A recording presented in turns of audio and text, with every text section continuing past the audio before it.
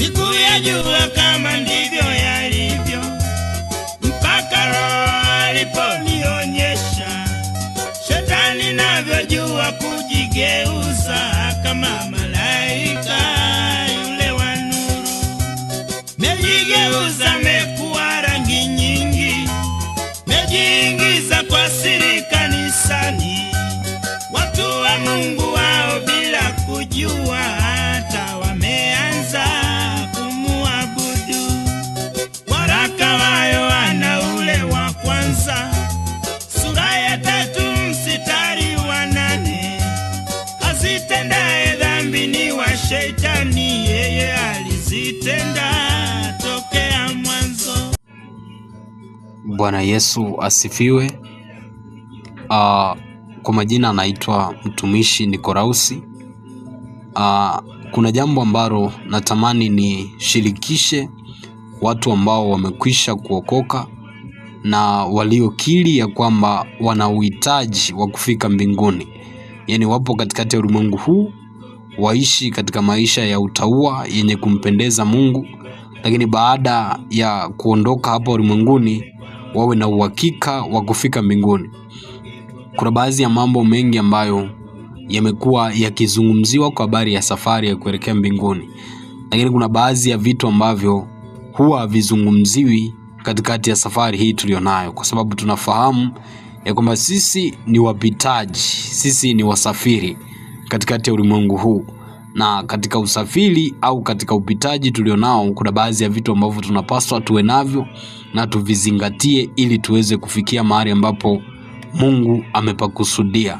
Sasa kuna baadhi ya vitu ambavyo ni vya muhimu na vya msingi, na watu wengi wamekwisha kupotoka na kuiacha hiyo njia, na hayo mambo hayazungumziwi kwa sababu aidha kulingana na nyakati zilizokwisha kutabiriwa ya kwamba ni nyakati zitakazokuwa za mwisho, mambo mengi yatadhihirika, lakini huenda ni kwa sababu ya mbinu za Shetani kuwafanya wengi wawe kama wanamtumikia Mungu, lakini wamekwisha kuikataa njia ya wokovu, wamekwisha kukataa njia ya kuelekea mbinguni, nao wamefuata njia iliyo kinyume na Mungu. Sasa tutaenda kuangalia maandiko na nitasema ni kitu gani ambacho ninataka nikizungumze na kinahusiana na nini katika safari ya waenda mbinguni. Kwa hiyo ninazungumza na watu ambao wako tayari katika masuala ya kimungu na wanamtumikia Mungu, nao wana nia njema juu ya masuala ya Mungu. Sasa maandiko katika Matendo ya Mitume sura ya 17 mstari wa 23, maandiko yanasema, kwa sababu nilipokuwa nikipita huko na huko na kuyaona mambo ya ibada yenu, naliona madhabahu iliyoandikwa maneno haya, kwa Mungu asiyejulikana. Basi mimi na wahubirini habari zake yeye ambaye ninyi mnamwabudu bila kumjua. Sasa hapa maandiko haya yanaonyesha kipindi cha mitume, ambapo hapa alikuwa ni mtumishi Paulo alipokuwa amefika katika miji baadhi, akakutana na mji ambao watu walikuwa wakimwabudu Mungu, lakini madhabahu zao ziliandikwa kwa Mungu asiyejulikana.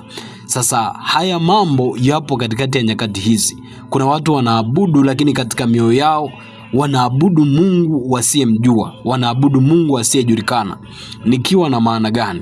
Ya kwamba kuna mambo ambayo Mungu ameyataka watu wayatekeleze.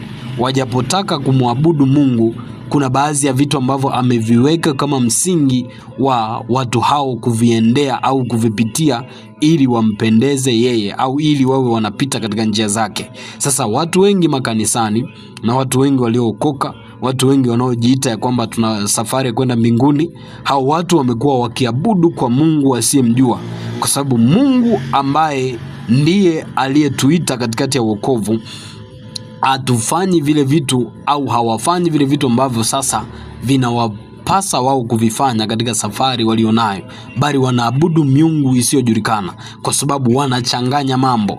kitendo cha kuchanganya mambo ndicho kinachokuja kuonyesha ya kwamba hata makanisani kuna baadhi ya watu mioyo yao tayari inaabudu kwa Mungu asiyemjua.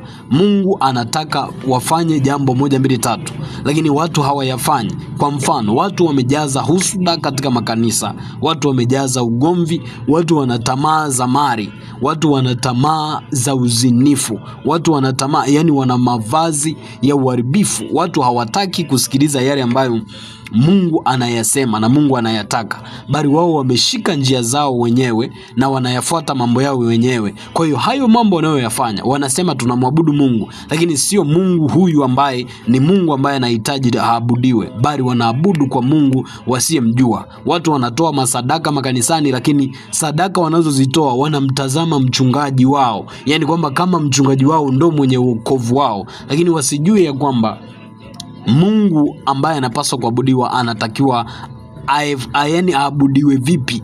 Hawajui ni Mungu wa namna gani na ni Mungu wa viwango vipi, na Mungu anataka nini katika kanisa kwa wakati huu tulionao. Watu wamekwisha kugeuka, wameziacha zile njia zake, lakini katika njia wanazoziendea wanasema tunamwabudu Mungu. Na ndio maana ninasema hivi ya kwamba wanamwabudu Mungu asiyejulikana. Wamama kwa wababa, mabinti kwa vijana, wanamwabudu Mungu ambaye hata wao wenyewe hawajui ya kwamba ni Mungu wa namna gani, ni Mungu anayetaka nini, ni Mungu anataka misingi ipi, ni Mungu anataka tufikaje, Mungu anataka tuishije, Mungu anataka tutamke vipi, Mungu anataka tuvae vipi, Mungu anataka maisha yetu, taratibu za maisha yetu yawe vipi. Kwa hiyo hao watu wamekataa kuishi hivyo na wanaishi wakisema ya kwamba wanampendeza Mungu au wanamtumikia Mungu, lakini kumbe wamekwisha kukataa ile njia au yale mambo ambayo Mungu anayataka.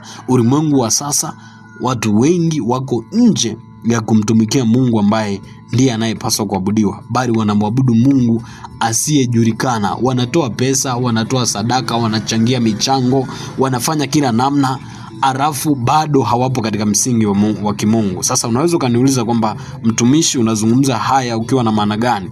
Na mbona kama unawahukumu watu ambao wanamtumikia Mungu? Hapana, sipo katika sehemu hiyo, bali nipo katika neno, kwa sababu watu wengi hawaishi maisha ya wokovu. Yani wokovu, yani kama umeokoka, jua ya kwamba wokovu ni gharama, wokovu si rere mama. Lakini makanisani kwetu tumerahisisha wokovu au tumerahisishiwa wokovu.